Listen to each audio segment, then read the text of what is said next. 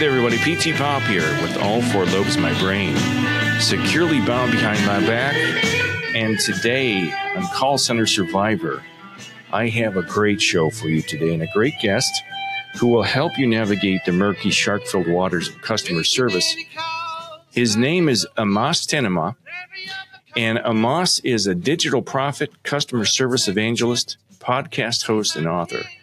His work has been featured on NPR, Fox Business, Forbes, The Huffington Post, Entrepreneur, and other business journals for thought leadership. He has helped organizations like Fastly, Wendy's, Teleflora, Coca-Cola, State of Oklahoma, and DirecTV. And he calls himself a humanist, futurist storyteller who obsessively focuses on sharing the truth about two topics: customer service experience and living blissfully. Welcome to the show, Amas. I'm so glad that you're here today. I'm really looking forward to this. How are you doing today? I'm doing great, Peter. It's so good to be on. I appreciate it. Yeah, it's awesome. I couldn't wait to talk to you because I want to tell everybody how I discovered you. I was watching Jason Alexander's podcast. Jason Alexander is the gentleman that played George Costanza on Seinfeld. And I've always been a big fan of the Seinfeld cast and Jason. Yeah, me too.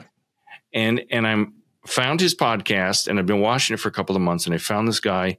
He was talking to you, and I'm like, who is this guy talking about customer service? And wow, and he's telling all the truth about what it's really like to work in customer service. And I thought, I got to write to this guy. I've got to write to him. And I impulsively turned off the show and wrote to you. And I said, well, he'll never write back. He'll ask me for money. He'll just be a jerk because he's been on, you've been on all these fancy shows. And you wrote right back to me, and I was like, no way, this guy wrote back to me. And I was so thrilled because, we share a similar viewpoint. Absolutely. Your viewpoint is from the professional side, more so than mine. Mine's more from the customer service side.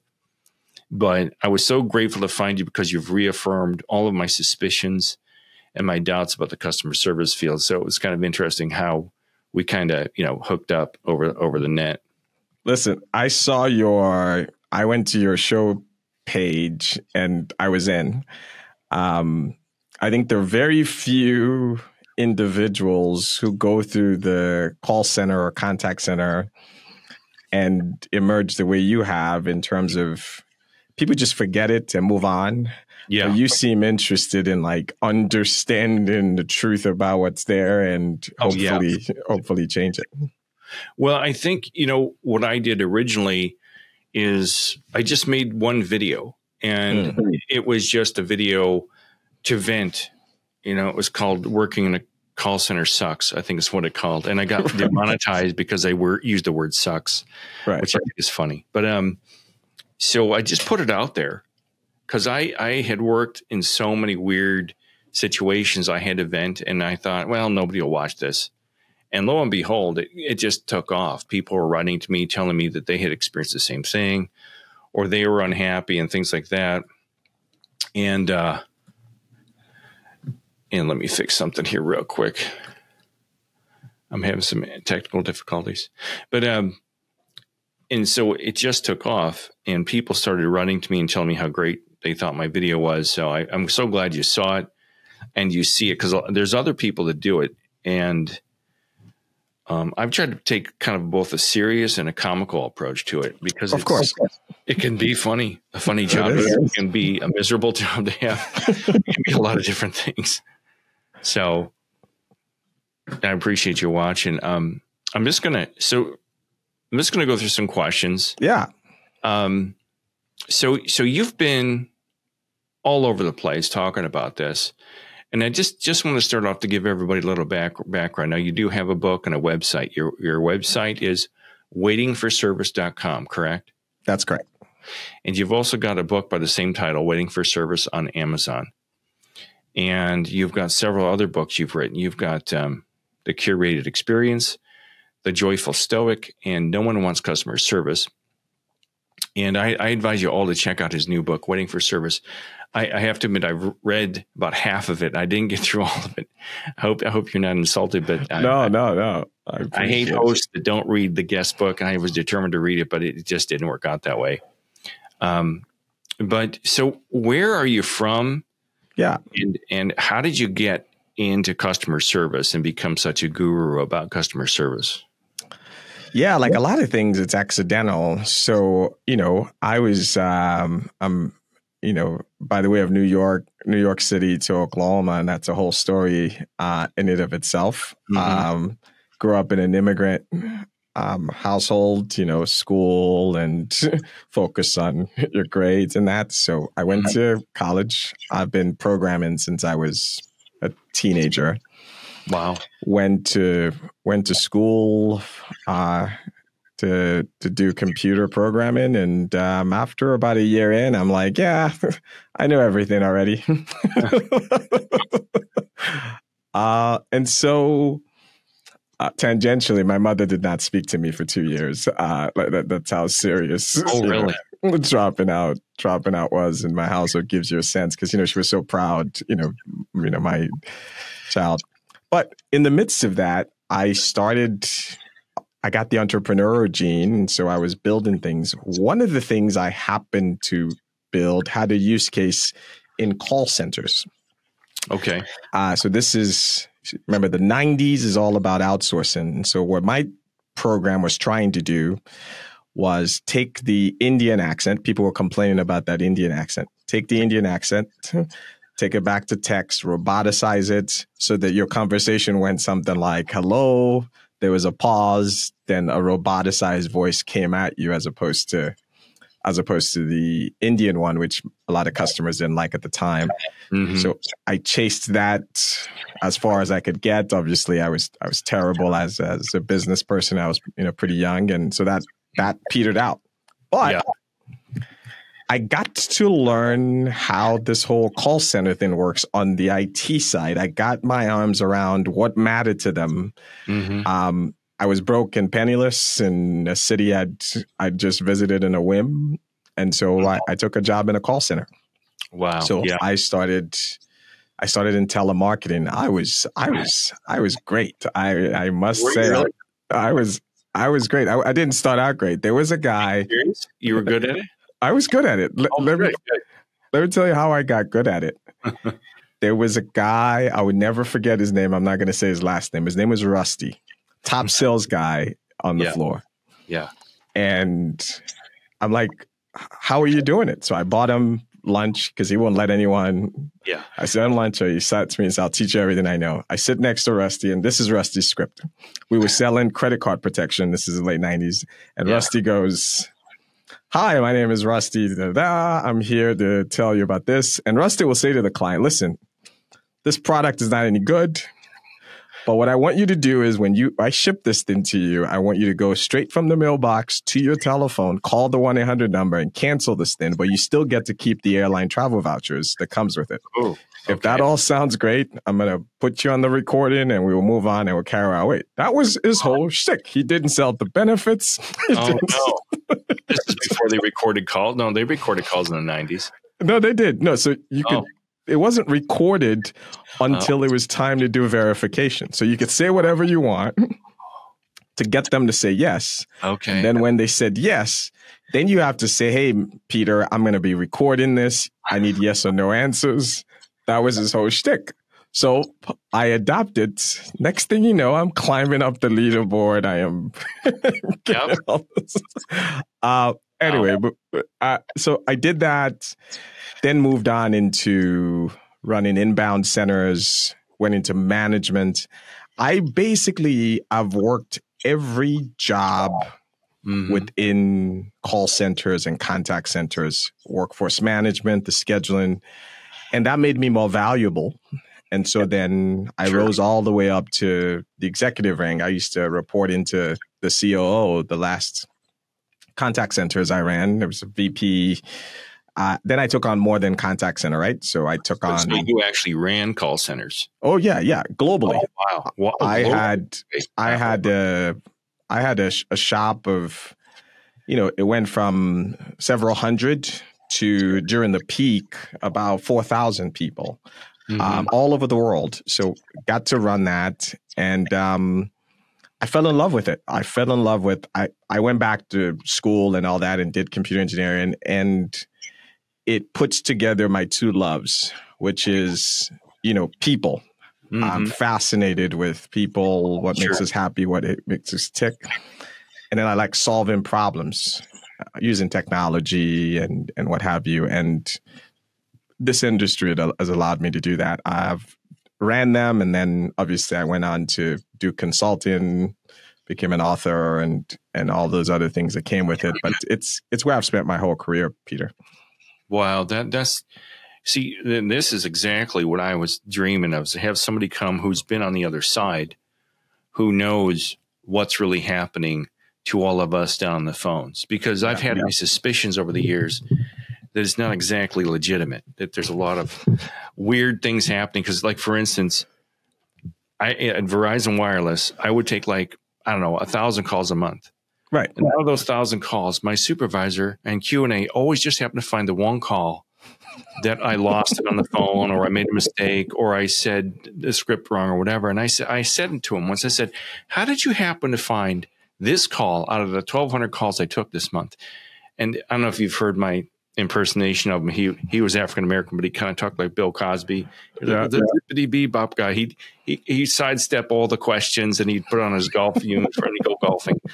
I'm exaggerating quite a bit, but I can't stand this guy to this day. But how did he find, how do they send in phony phone calls? Do they sit in a room and dial into the guy they don't like and say, ask him what's the lights, how fast is the traveling speed of an air laden swallow, and then you're like, what, and so do they do that? Do they make stuff up behind the scenes, or? Yeah, it's actually less sophisticated than that. Oh, I mean, at the end of the day, every one of these centers, the supervisor and the QA people, quality assurance folks, have to do 2 monitorings or whatever X number of monitorings per person per month. Well, guess what? Your longest calls will never get listened to because, I'm trying to crank out 2 on every single. I'm not listening to your 40-minute call. Just forget that. I'm not doing that. And then your short calls also, there isn't a whole lot of things to listen to there. So then you have the middle.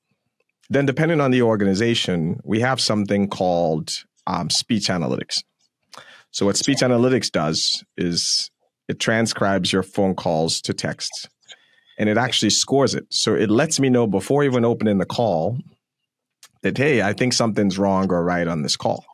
Wow. And at the end of the day, call centers and contact centers assumes humans are error-proof and left to their own devices are horrible people. And so everything is about, I don't trust you. Everything is about, and it doesn't come from a malicious place. It comes from, we try to take the industrial lesson of the assembly line, and we try to apply it into a call center, which is about human-to-human interaction, which has emotions. So we try to script it. We try to turn all that. And so what ends up happening if you are a rep or an agent is you find that, yes, of course, they find the calls where something has gone wrong, and it's because they're looking for it. If the call is perfect and the system gives me a green light, I'm not going to pull that call. I am always looking for, because you're a machine, a cog in this wheel, I need to perfect you. I need to eliminate all your humanity, all your errors. I mean, it's why someone is supposed to, you're a human being, Peter. And my policy now is another human being is supposed to yell at you and scream at you. And your human reaction is to be a robot. Of course not. That's not how you're wired. That's not. So I am trying to strip out what I call imperfections, which is what humanity ends up being, is why you end up in this place where they are looking for those calls, because what else do we have to talk about? Yeah. Okay. So my paranoia wasn't correct. In my mind, I imagined all these supervisors go on break and they disappear from the floor for hours. I'm like, what are they doing? So I thought they're out in the back smoking cigarettes. But I guess they were really in meetings. I thought they'd all go into a big boardroom with a call and say, okay, dial in a pizza extension. Ask him how fast does the sloth travel. And I get these really customers ask the most bizarre calls that I'm like, there's no way a real person called me. And it's really off. But I guess so. There's some nutty people out there. There are. So do you consider yourself a whistleblower kind of about customer service? Yeah, I don't know if you were an Anthony Bourdain fan, the late Anthony Bourdain. I think when I read Kitchen Confidential, I was always planning on doing that, which is what Waiting for Services and which is what my next book will be about, is that I've now seen myself as a guy who he understood the other side of the restaurant business and being a chef and don't order the specials, don't order fish on Tuesday. And he shared that with the world. And he didn't care that, because a lot of chefs were mad at it. And the same thing happened when I wrote Waiting for Service. There are, people in the industry who hated the way I characterized, the chapter that gets a lot of people, as I said, the lie starts as soon as the phone rings. And they would like me to use softer language. And I didn't care. And so in that respect, yes. What I am simply trying to do is, as you said in my bio, I've spent decades teaching companies how to do customer service and contact centers work. The book, The Curated Experience, if you've never ran a contact center before, if you take that book, it's the manual and you'll do it right. I got nowhere. And so what I'm hoping is, if everyone in the world finds out about how it actually works, maybe that would actually create change. Well, yeah, I did read a good part of your book, and I've highlighted some excerpts here on Amazon. And one thing you say is your customer service experience isn't bad by accident. What do you mean by that? Well, I mean, millions of us go around saying, oh my gosh, you're not going to believe, people tell me all the time, you're not going to believe this experience I just had with this call center or this customer service. And I go, I will believe it. And the reason I will believe it is this is not by accident. The customer service and calling a 1-800 number is working exactly as designed. This is a feature, not a bug.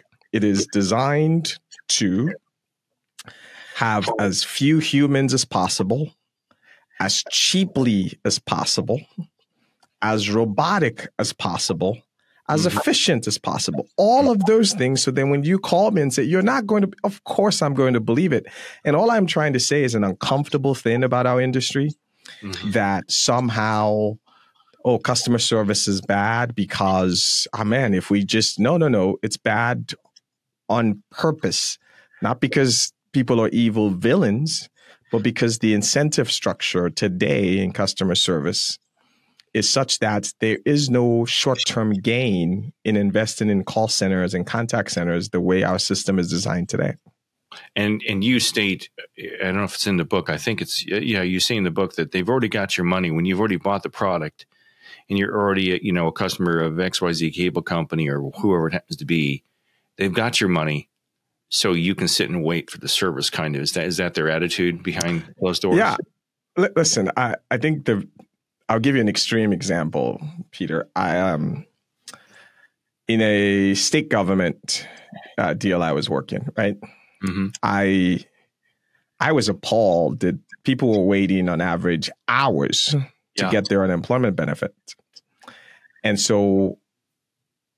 When I had the presentation with the gentleman who ran the whole deal, I said, this is crazy. People are waiting hours. And he looks at me and goes, Amas, I don't see what the problem is.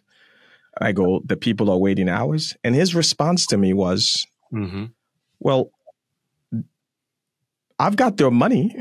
They need the money to pay their groceries, to pay their rent. They're going to wait as long as I tell them to. And in the commercial space, it's not that different. So for your listeners, people who are listening to this, name the company you have a hard time getting a hold of. It doesn't matter. Best Buy, whatever. Sure. Next time you call, Dial the 1-800 number and press 1 for sales. It's always 1. I used to program those things. Press 1 for sales. See how long it takes for the phone call to ring. Oh, yeah. People's heads will roll. I used to run contact center. If the guy or the gal who ran my sales center let people wait, I would fire the entire line like that. Yeah. If the guy who ran the service line was answering all those calls quickly and I got the bill at the end of the month, I would fire all of them too. Really? And it's because when the phone rings to a paying customer, the only thing that can happen on that call, Peter, is the company gets poorer in the short term. That's all. And that's because of the cost involved to run a call center, right? Because they cost millions of dollars a year to run, don't they? I've got to pay labor. I've got to pay for the technology, phone lines, tolls. Now, over the long run, it's a good thing. But in our short-term world where I'm not going to be here next year kind of world.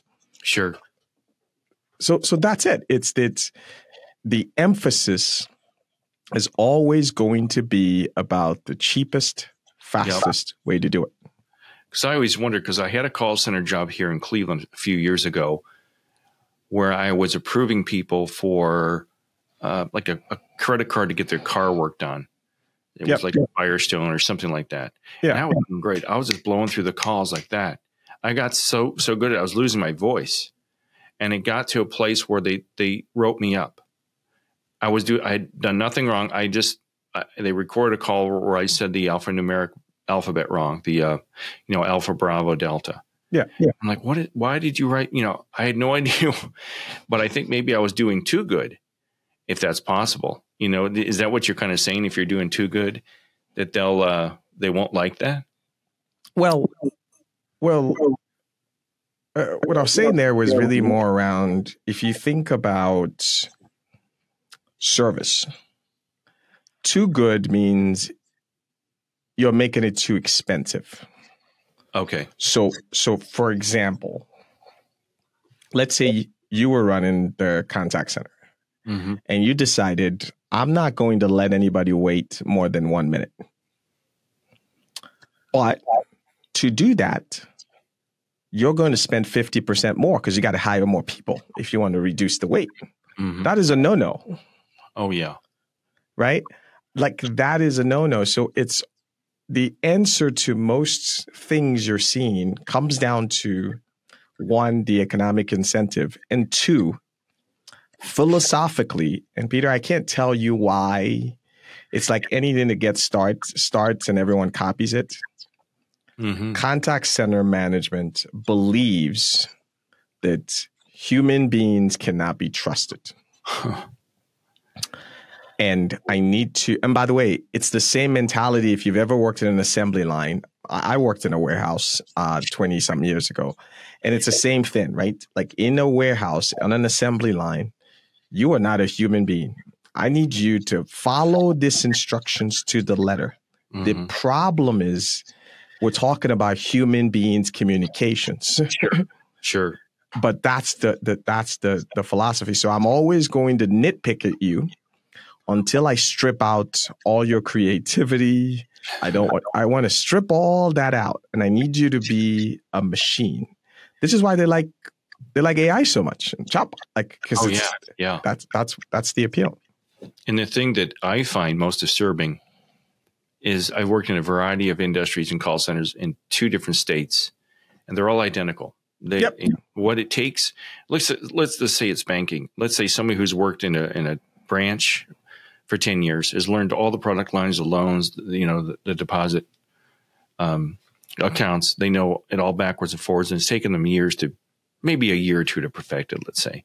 But they take someone like me who's never worked in banking. They put you in a training room for 2 weeks and expect you to learn the whole portfolio of products, understand banking. And I've seen some of the people around me in these banking call centers, I don't even know if they know what a checkbook is. I don't even know if they know how to add and subtract without taking off their shoes.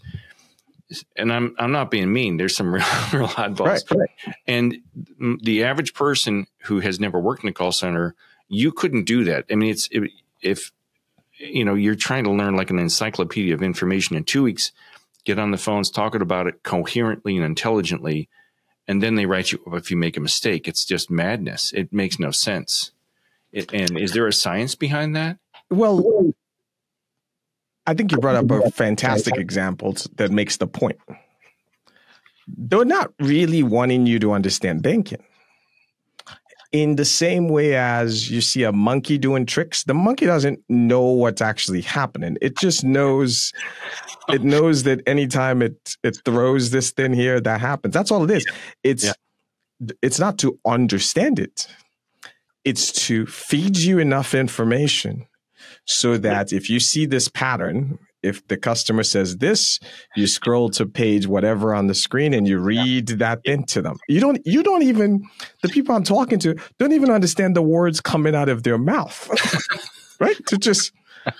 They're just reading the thing. It says, deposits will be in escrow for blah, blah. I'm not even being, I wouldn't understand it, right? Like you don't, but they don't, because in fact, if you understand it too much, guess what you start to do? You start to think for yourself. Yes. You start to veer off script. You start to make this call that I budgeted 3 minutes for. You start to turn it into a 4-minute call. And Peter, by gosh, I'm going to find something to write you up for because you are costing me money.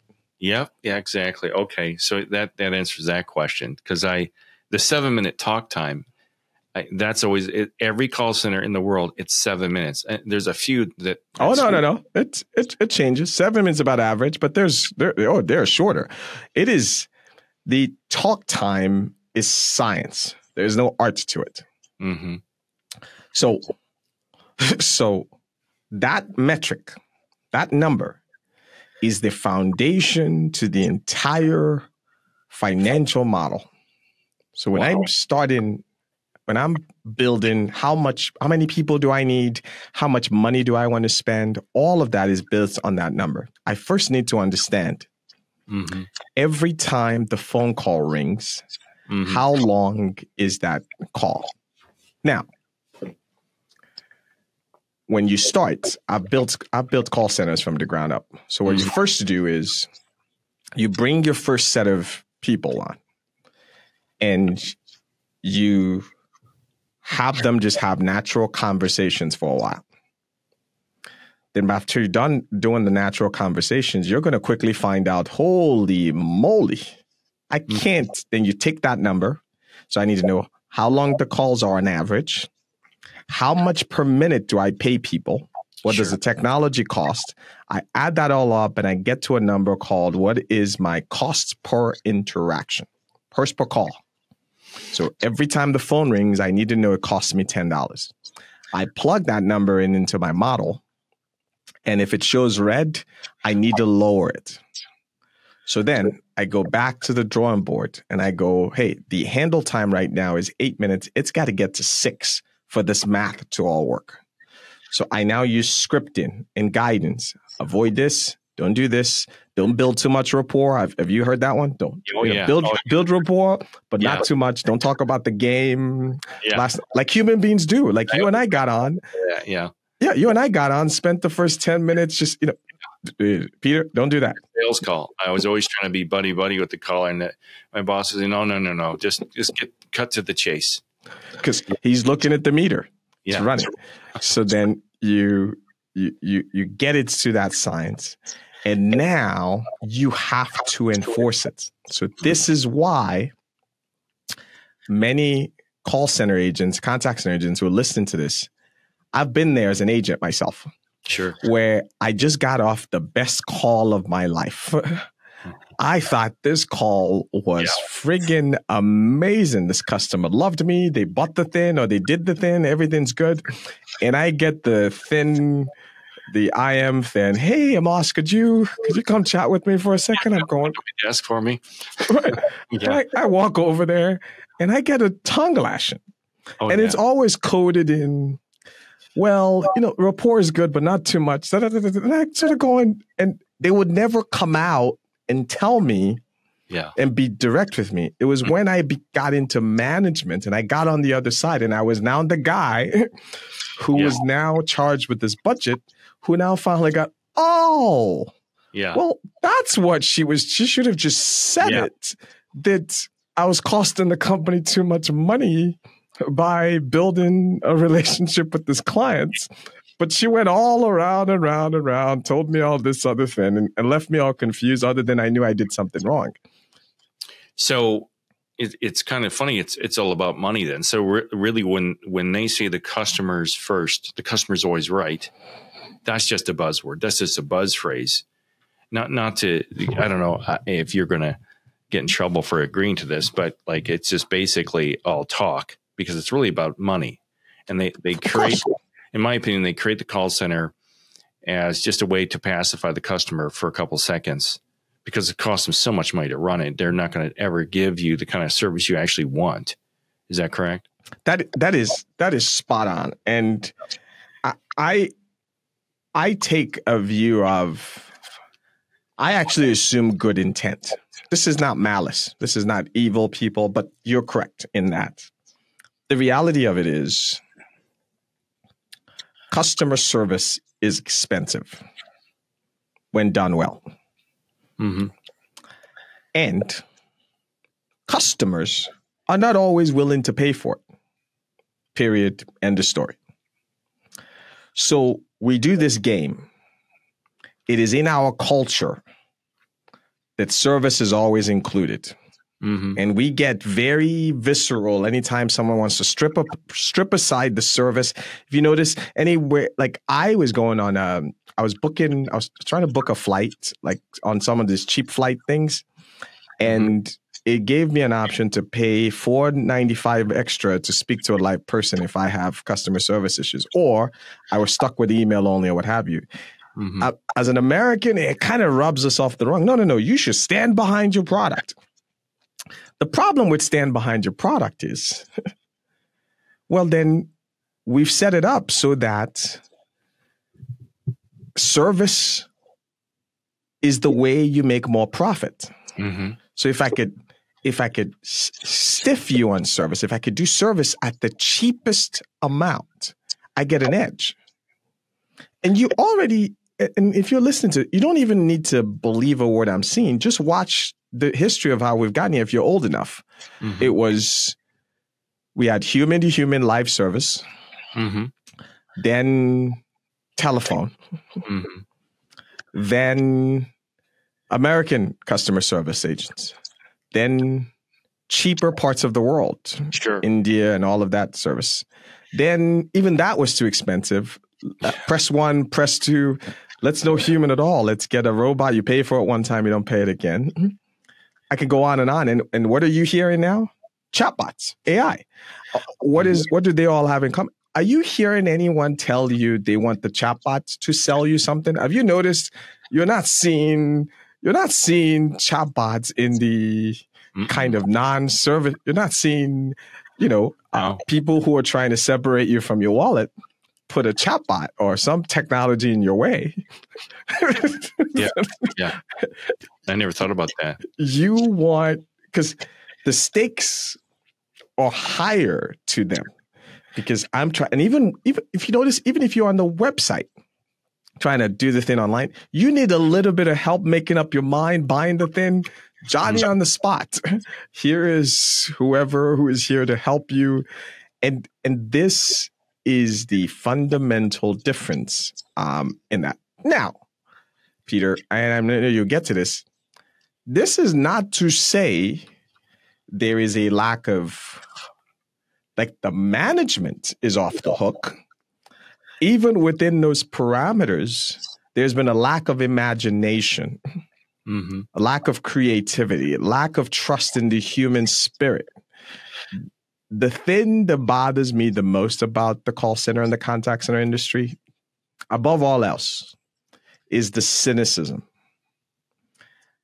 I think that people who choose to work in the contact center, and let's be clear, I took the job in a call center. I didn't have much any other skills, and it was an entry-level job, and I'm thankful I got in there. But That being said, at some point, I then decided I like helping people. And to then take those people who want to help, who are service-oriented, and decide I distrust all of them, I can't trust them to make any decisions. It's a cynical view of humanity, and I hope I never get that cynical. I think that the world will not come to an end. If you're listening to this and you're running a contact center, I've been there. If you just trust that people are instinctively good, are there exceptions? Sure. And like people are human and they want to do the right thing. And yes, they make mistakes, as opposed to the way all of them are run today. It assumes people will do the wrong thing. They can't be trusted. And if we just flip that, gosh, it would be a much better world. Yeah. And people like me and you would go into a call center because we wanted to help people. Yes. And we wanted to talk and make, chat with people on the phones, but that's not the game. You got to learn to play the game, and that it's all about money. And the quicker you get somebody off the phone, the better. What would you say, maybe you've already alluded to this, but what would you say is the most disturbing thing you discovered working in call centers or in customer service in your career? I often say this. If you think we treat customers bad as companies, wait till you find out how customer service and specifically call center and contact center employees are treated. To me, that's the worst part of this whole thing. They're the only sets of human beings in white collar work that I know of who need permission to use the bathroom. Oh, yeah. They're the only people whose how many minutes they spend in the bathroom is tracked. I want you, for your audience to understand how absurd it is. Whatever your job, you're in marketing, you're a plumber, doesn't matter what your job is. I want you to close your eyes if you deal with the public or customers. And what if I told you I'm going to record every single word that comes out of your mouth? I'm going to record every email you send, every click, every website you visit. I'm going to video record every inch of that. But that's not all. I'm going to have fancy tools that does analytics. The machine can read all those transcripts, find every word you said incorrectly, every error you ever made. And every day, your manager standing over your shoulder and pointing out, you said good afternoon on this call. It was 11:57 a.m. That is a ding on your deal. Afternoon, yeah. Right? So to me, of all of the things we've gotten wrong, there are millions of people in the United States alone, to say nothing about the world, who have really good intentions, and we have reduced them. This is not a quote by me. This is a quote on Glassdoor. And the person who wrote this review on Glassdoor about this call center they worked out said, federal prisoners have more freedom than call center employees. And I cannot disagree with them. Well, that's it. Speaking, you're very right. It's one quick note. I once joked with a supervisor who talked to me about my time in the bathroom. I said, would you like me to bring some Depends to work so I can just pee at my desk? And they didn't like that too much. I thought, why don't they give us chairs with built-in toilets and we can just sit and put an IV in our arm? It's just like you're strapped to a machine. But you mentioned prison. Yes. And we talked about this. I made a video about women in prison that work in call centers. And you told me, this was like the ones I saw were in Singapore, I think. But you told me that the people who are imprisoned in like penitentiaries around the country and the world are taking call center calls. Is that correct? Oh, correct. There are many examples of this. Probably the best one is there's a company out in the Arizona.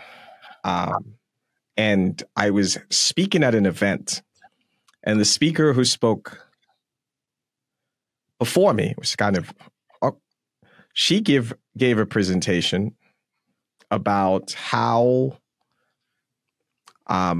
dozens or hundreds of women in prison, their lives are being transformed by working in call centers. And so instead of the 10 cents or whatever you make an hour and deal, it's a little bit more than that. And so these companies hire this third party company who then hires these prisoners, and they do call center work, and the monies they make, again, it's legal to pay them slave wages, very little. And by very little, I don't mean minimum wage. I mean more greater than 10 cents, though. Sure. And then when they're done with their time, they come out of prison and they have a little nest egg from the time they've done in the call center. And if they meet certain conditions, they can continue their job on the outside. Now, that's the inspirational part of it, if you see it that way. The other side of it is just pause and think for a second. Where does it end? India is not cheap enough. The Philippines is not cheap enough. Like, I have been to parts of Africa. I've been where does it end in terms of cost savings? But to also say the other part, I built a career that started out in the call and contact center. I happen to think if I am a little bit successful and others are successful and we can reform this industry, I think future CEOs should come from the call center. Who else knows about everything wrong with your company than those who are in there? Imagine people coming into that deal. You change the job, you make it more respectable, you grow in, you want future leads. And by the way, there are examples of this all over the place. You can look at companies, like Costco, Walmart, and McDonald's, where people start in the drive-through and all of those things, and they take it and they learn the business and understand that. But in this industry, we have deprioritized this job and made this job so base that we now think a viable pipeline for this, what I believe, all important job, are prisons. And I want to be clear so as not to sound callous. I was inspired and moved by these women in prison who are looking to turn their lives around. But you can think two things at the same time. On the other hand, this profession of taking care of your most important customers should not be a job that you think that doesn't have that high pedigree. Because if I told you the story, notice what job is not being done there. They're not marketers. And I happen to think call centers and customer service, it's not actually a thing. The data is on my side, Peter. This is the worst. This is the part that might depress you the most about what I'm about to say. The data is overwhelmingly on my side, and no one even argues it. That all things being equal, $1 spent improving service yields more ROI over the long term than $1 spent in marketing trying to acquire a new customer. Mm-hmm. Everyone knows this. This is no secret. Mm-hmm. The problem is the $1 spent on service, the payoff is out in the yonder. The $1 spent on marketing, the next day the phone rings or somebody buys something. Yeah. And that's why this short-termism of I don't want to spend money on service, even though the data is there, is why we are in the spot we are in. Wow. That's just crazy. And when you think about it, and I joked about this in my channel about if you take someone off in a call center, a lot of people see some pretty hellacious things. You could be speaking to somebody who's about to get out of the federal penitentiary, and they could come looking for you, or they could have your intern. What keeps them from stealing it? Like if you've got an inmate who's got a photographic memory, what's going to keep them from taking your social security number, your address, your name, and then write a letter home to mom saying, "Hey, put this aside. We're going to open up an account under this guy's name. I mean, do people think about that stuff? Well, I don't know if you know the answer to that. Yeah, I do. So to be fair and balanced, sure, they do not expose them, and by law, they do not expose them to personal identifiable information. That being said, right? So in other words, they don't let them have access to credit card info. They can't do that because they're felons or what have you. That being said, this is pre the information we have today. So today, if I know your name is Peter and I know what state you live in Ohio. If I am, to your point, if I am ambitious enough, right? And I've got some people in my life, I'm not that good. I've got some women in my life who would say, hey, we found this person you're meeting. We know everything about it. So how do you know all of this information? So you're right. They do. I want to be fair to them and say, at least the organization I know of, they do take some care to make sure your information is not exposed. And by the way, and Peter, I think you will agree with this. My beef is not with the prisoners. Hey, look, whatever, hey, turn your life around. We've all made mistakes. What have you? Put that aside.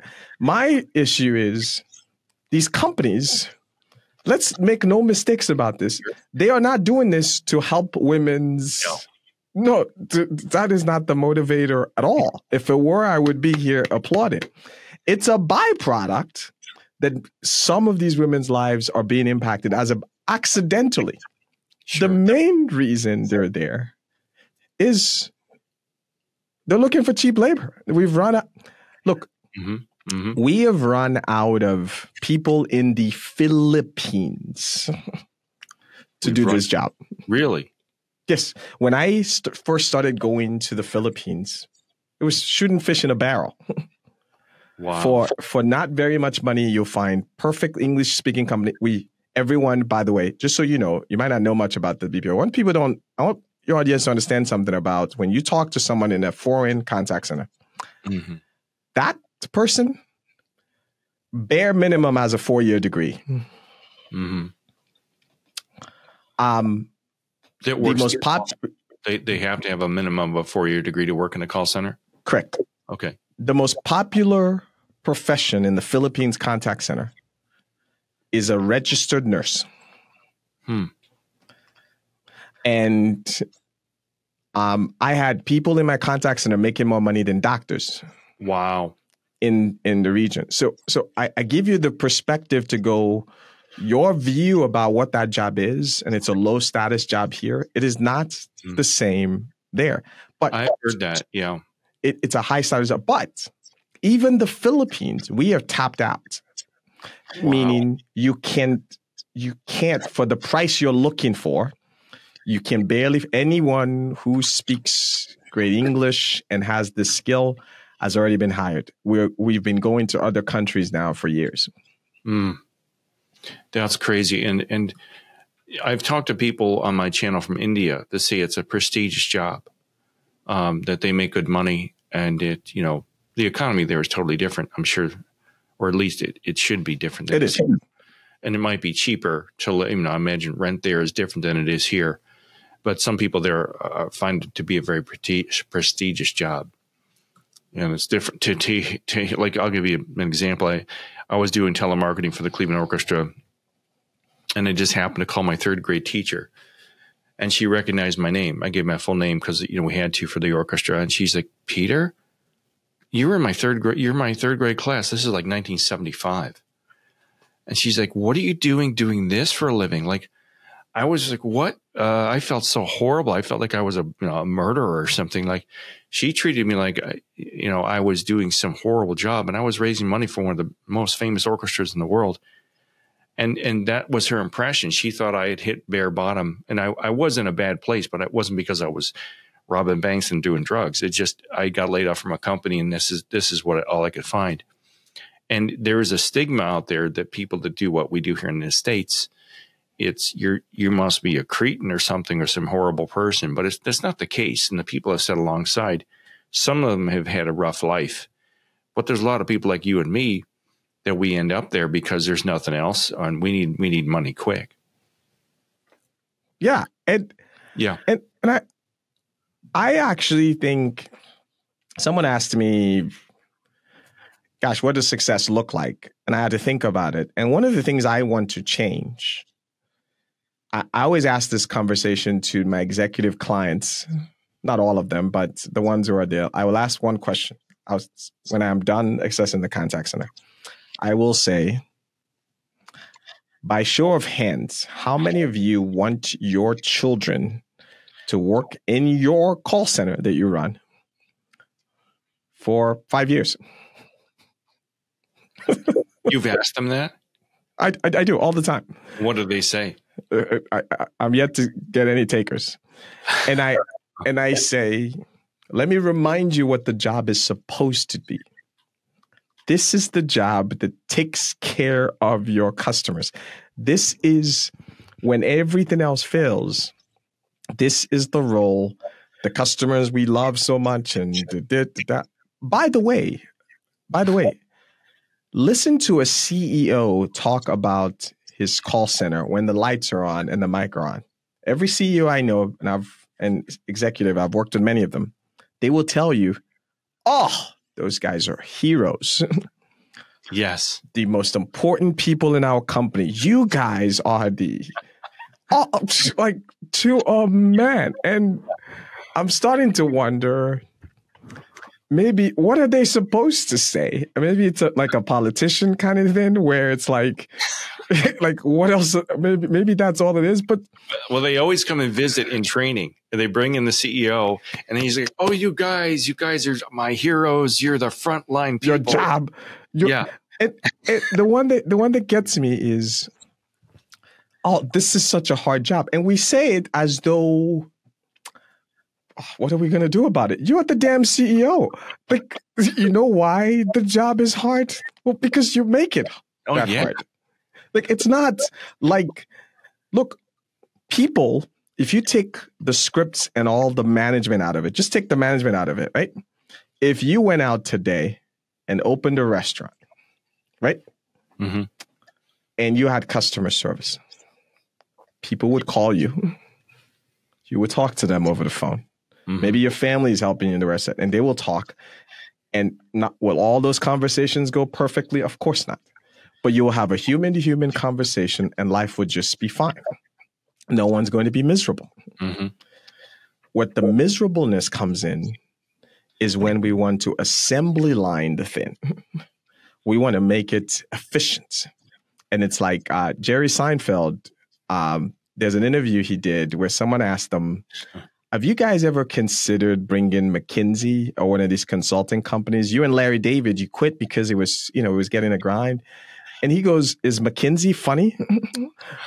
and they go, well, no, but they can make it efficient. And he goes, it's not supposed to be efficient. He goes, when a human is trying to talk to another human, in this case, to make them laugh, there is no efficiency in there.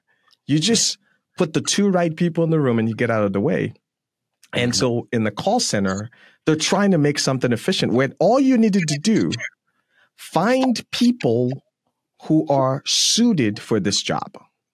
Service-oriented people who do that, and then get the hell out of their way. Give them the tools and let them do their thing. Like my guy at the dry cleaner, I don't think there's any script. I don't think there's ever been trained. They know their thing, and that's the thing that drives me crazy when we start to say, oh, they're the heroes. No. They don't need to be heroes. The job could be a lot simpler. So what did the C-suite executives say when the microphones are off? Yes, when the mics are off, and I have friends with them, and I will protect the innocent. At the end of the day, most want to shrink the call center to as close to zero as possible. That's it. Wow. Most of them, if I gave them the magic bullet to tomorrow, how close to zero human beings can we get? Wow. So AI, which is now the big thing, they're pushing for that. Haven't you noticed? If you've been, so I'm a junkie on this. Yeah. by the way, I also follow the stock market. It's like I'm in deja vu. Mm-hmm. When I was in the IVR business doing the phone tree thing, when the thing got good, the stocks of all the BPOs, the business process outsourcing, the call center companies went down. They said, we're not going to need any humans again. As you and I are sitting here today, the largest call center companies, their stocks are down 70, 80%. Wow. Because we're all convinced that AI is going to eliminate the humans. Now, what is my perspective as someone who likes to think of himself as a thought leader? I think this is the dumbest plan I have ever heard in my life. Mm-hmm. That your plan is to just eliminate the humans. Then what? Well, now everyone has eliminated the humans. Is everything just going to be a convenience store where I can't tell the difference between a 7-Eleven and a Conoco? It'll just be, where's your competitive edge? Where's your emotional loyalty? When there is an obvious thing we can use AI to do. We can use AI to improve the call center employees' experience right now. That's a good idea. Like, by the way, your customers will love it too. So what you have is you use the machine to help the human so they don't have to go search for information. They don't have to do this. Now, here's the key. The savings you get, loosen all the reins, all the tracking the bathroom time, take all of that. There's plenty of savings in there. Everything will be shorter, more efficient. And oh, by the way, you build loyalty. So now I am your customer service agent. And Peter, you're talking to me. Since I don't have to worry about all of this other stuff, we can get back to the humanity. We can just be two guys and you leave this phone call going, I love that Amas guy. I'm not shopping anywhere else anymore. Yeah. I am emotionally tied to this thing. But no. They are quick to let's eliminate the deal. So I rambled on your answer. The answer is most C-suites, if you give them truth serum, want to eliminate the call center. I believe that. Then that's sad. But let me just ask you a couple final things here. Yeah. What was the defining moment where you said, I got to write a book about this? I've had enough. What was the thing where you said, I got to start talking about this? Yeah, I think so. I wrote in 2022, a lot in 2022. I think my red pill moment, as the kids call it, was I was doing some work for, let's call it a cable company. And I had done all this research. I'd done all this stuff. I was trying to get them to do service in the contact center better. In the middle of my presentation, one of the executives says, can I interrupt you? And the guy looks at the table and says, have you guys showed him how much money we make? Because he was surprised that I was waxing on about how if they didn't change, there was this. He was kind of looking at me like, what planet are you on? Yeah. And I got the message. The message was like, what the heck are these customers going to do? They'll be back. And that was the aha moment of going, in the same way as, we keep blaming our politicians when it's the voters, like somebody's voting them in. And it's we, the customers, the paying customers who, due to laziness or not knowing better, continue to patronize these same companies over and over and over and over again. And so that's when I thought, well, I've been talking to the wrong people. Let me go get Joe the Public. Joe the Public cares about customer service. They know how horrible it is. What they don't have is the why. And maybe if I did, because I know for a fact this will work. If you and others like you educate the general public that, oh, no, this service thing you hate, this 1-800 number you hate is on purpose, I think we have a chance of making a change. That was my moment of realizing that, oh my gosh, we've started to take the customer for granted. And the customer, like the voter, can vote with their wallets. And there is no such thing as an uncompetitive industry. That is not true.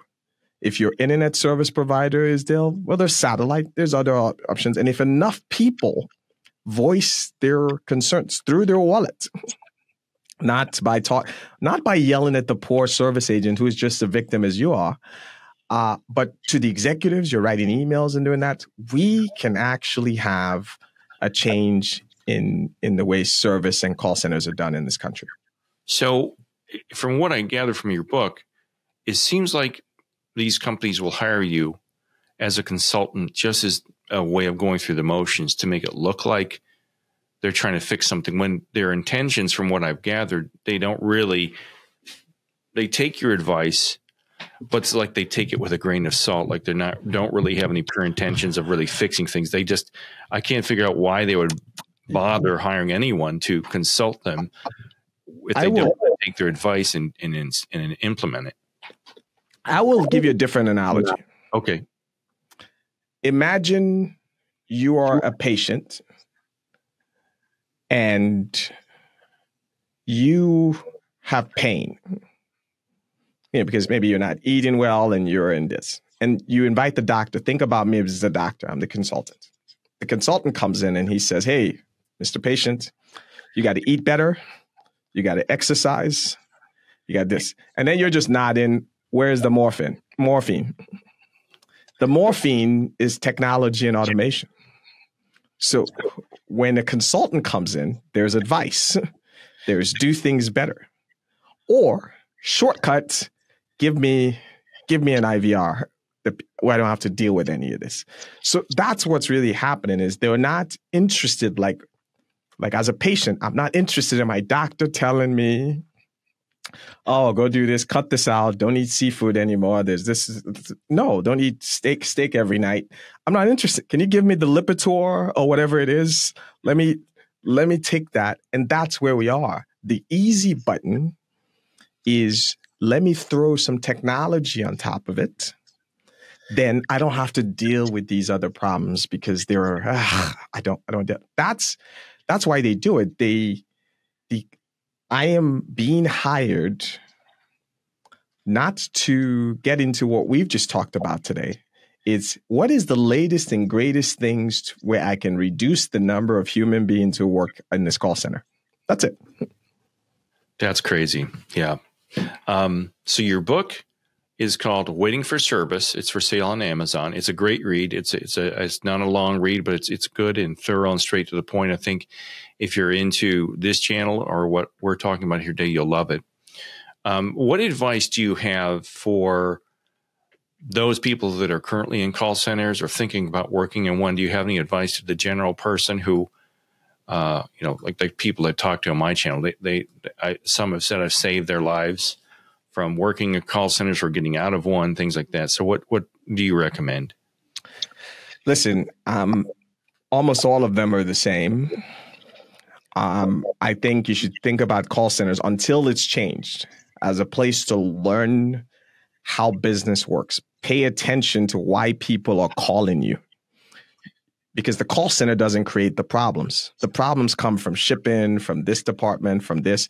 And I think it's a great education to learn how that works. Then take that education and go do what you're going to do with it. So that's the present. That being said, if you're a young person, start getting in and you're thinking about this career, I think change is coming to this job. And it has a chance for it to be really, really exciting. So I will say go learn everything you need to learn about AI, specifically the generative and the predictive space. Because what's going to happen is as more and more of these companies puts bots in front of customers, customers are going to revolt hard. Mm-hmm. But they're not going to want to just add more and more people. They're going to be the specialist of people who can speak to machines and who can speak to humans.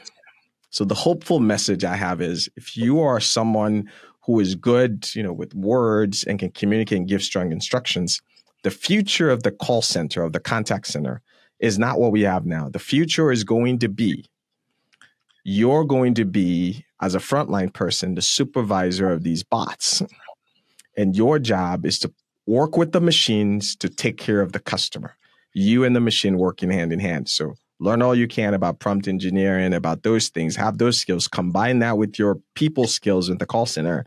And I think the future job 20 years from now, where the contact center person is, will be a very prestigious, very high paying job. That's my prediction there. And then lastly, at the end of the day, you're a human being, you are valued. And the worst part about that job is you begin to get dehumanized. They begin to take away all your personality. Don't say this, don't say that, follow the script. God forbid you think for yourself. And don't stay in those kinds of environments too long. There are a handful of call centers that do this right. I want to be clear that unfortunately they're in the small minority. So odds are you're not in one of them. So don't lose your humanity over it. It's not worth it. You're going to have to unlearn the way you speak. No one in your real life, have you talked to anyone in your real life who goes, "Oh, thank you for calling today. Is there anything else I can help you?" No one speaks. I'm sorry that happened to you. Or fake empathy, fake everything. And so get out of there. Get out of that environment if that's where you are. But it's a wonderful learning experience. I understood how the company worked better. People in the call center know more about how the company works than the CEO and the C-suite. I'm not saying that to flatter you.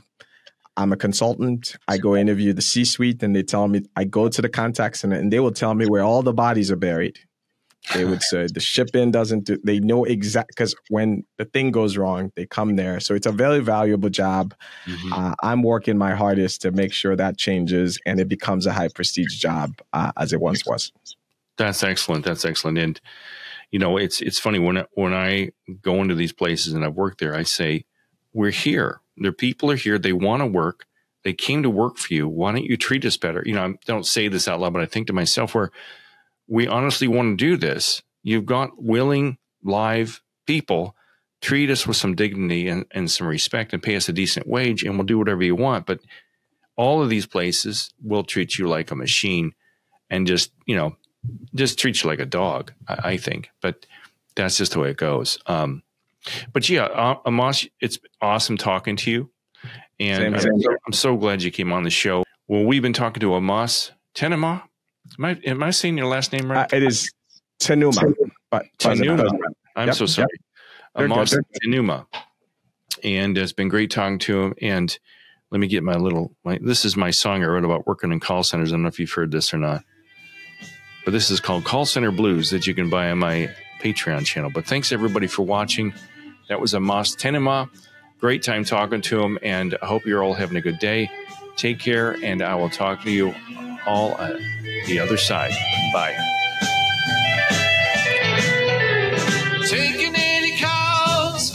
Would you like fries with that? Would you like fries with that?